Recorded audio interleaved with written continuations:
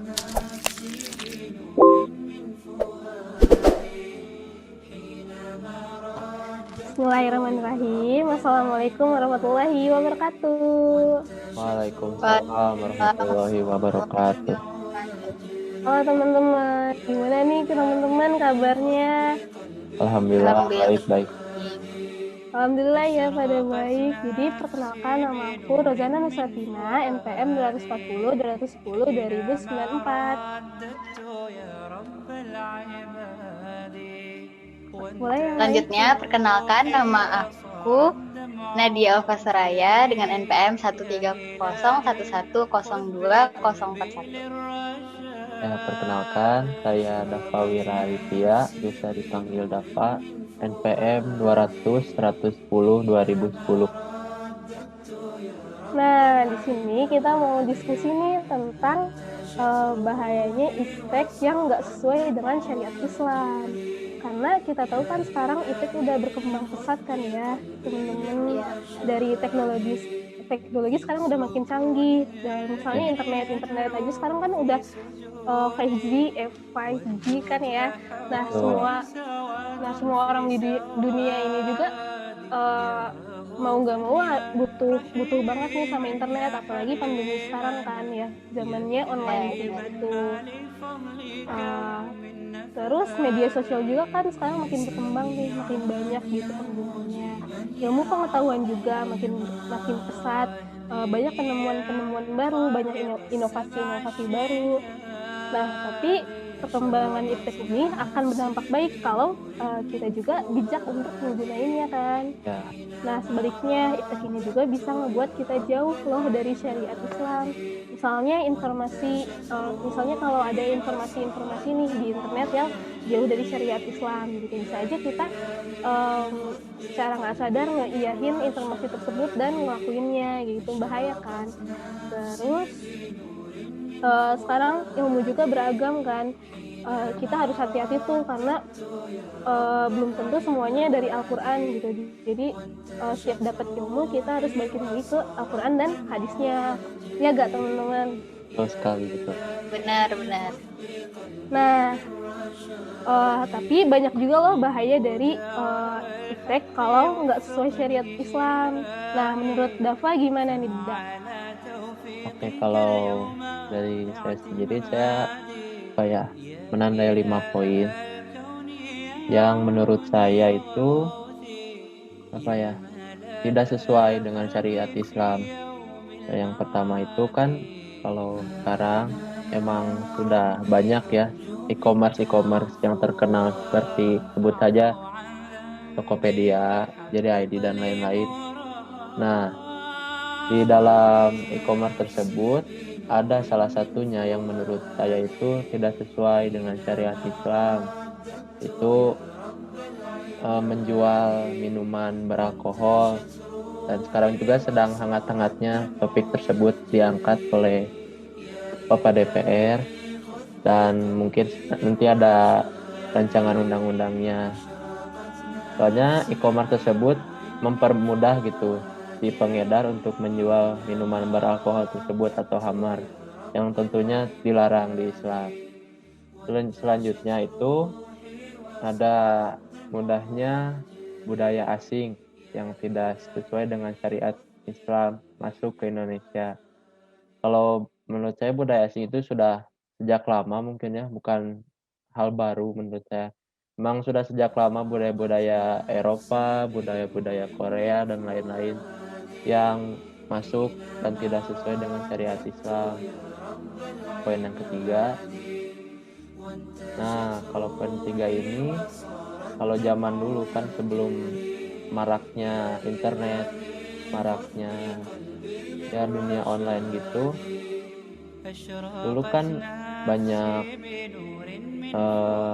judi gitu di kalangan masyarakat, dan itu pun emang sudah dilarang kan. Tapi sekarang munculnya perkembangan teknologi ini, judi tersebut dimanfaatkan oleh pihak-pihak tersebut jadi judi online yang susah gitu kita pantau atau memberantasnya.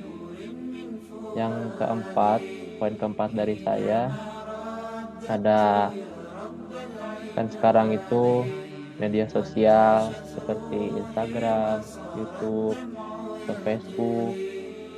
Di dalam media sosial tersebut kan banyak seperti influencer atau artis-artis medsos tersebut yang saya lihat banyak berkata-kata kasar atau jorok atau tidak pantas lah untuk disebutkan, dan banyak juga penonton dari mereka itu di bawah umur gitu, di bawah 17 tahun, banyak anak kecil yang akhirnya di lingkungan mereka ditiru gitu, dan itu memang tidak sesuai dengan syariat Islam. Yang terakhir itu ada zina mata. Kalau zina mata itu banyak sekali ya, contohnya kalau di dunia online atau iptek ini, contohnya dari hal kecil saja, misalnya kita sedang browsing di internet, tiba-tiba muncul iklan yang tidak senonoh, atau banyak juga situs-situs porno yang beredar dan susah juga untuk diberantasnya karena kebanyakan situs tersebut dari luar. Ya mungkin dari saya cukup segitu. Terima kasih. Wah, aku setuju banget sih sama pendapatnya Dava. Ya sekarang juga kan marak gitu ya, yang viral-viral itu. Gila sih itu. Kalau pendapatnya Nadia gimana, Nad? Nah, aku mau ngomong dulu kalau aku setuju juga sama pendapat Dava tadi. Nah, tapi aku bakal ngejabarin beberapa dampak lainnya nih. Nah, yang pertama itu menurut aku perkembangan iptek ini bisa membuat penggunanya lupa waktu. Kenapa sih bisa lupa waktu? Nah, kan perkembangan iptek ini bakal kayak ngemudahin kita, memfasilitasi kita melalui jejaring sosialnya.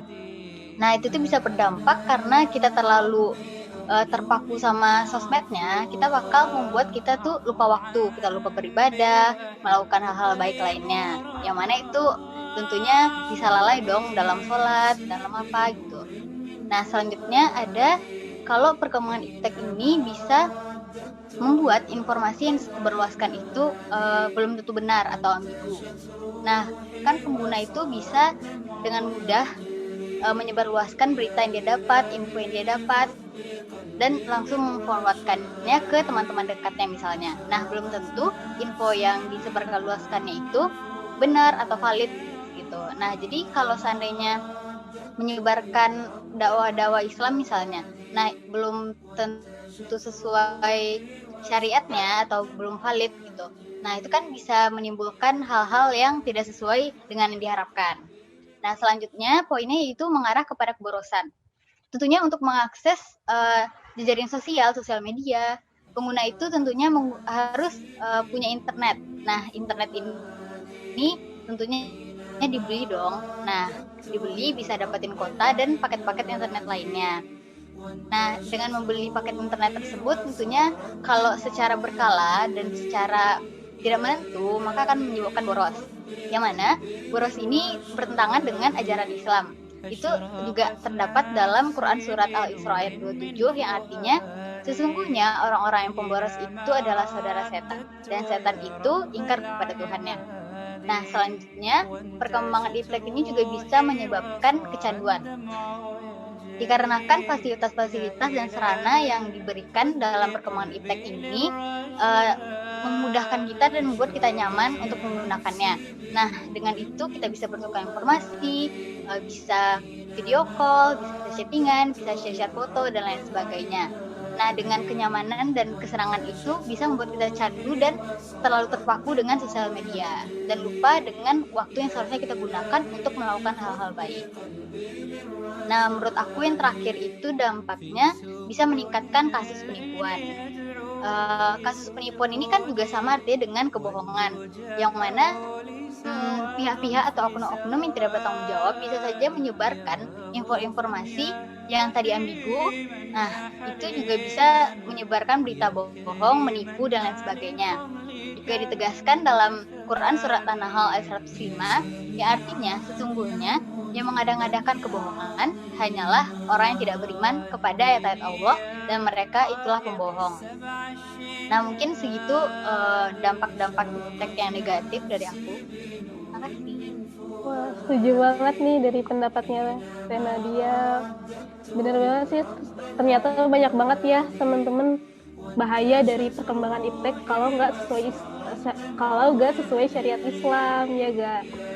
Nah, mulai dari mempermudah peredaran minuman yang beralkohol, terus mudahnya budaya asing yang masuk, judi online, terus adanya perkataan kasar dan jorok, terus menimbulkan zina mata juga, terus ngebuat penggunanya itu lupa waktu, terus kebenaran informasinya juga ambigu kan, terus mengarah pada keborosan juga, menyebabkan kecanduan dan meningkatkan kasus penipuan. Nah, maka dari itu kita harus selalu menjaga diri dari bahaya tersebut dengan bijak menggunakan trik ini. Jangan sampai kita terbudaki oleh perkembangan zaman. Justru kita harus bisa mengenalkan zaman agar terus berdasarkan syariat Islam. Benar gak teman-teman? Ya, betul sekali Teh. Setuju banget. Setuju. Sekian dari kami, mohon maaf bila ada kesalahan. Wassalamualaikum warahmatullahi wabarakatuh. Dadah.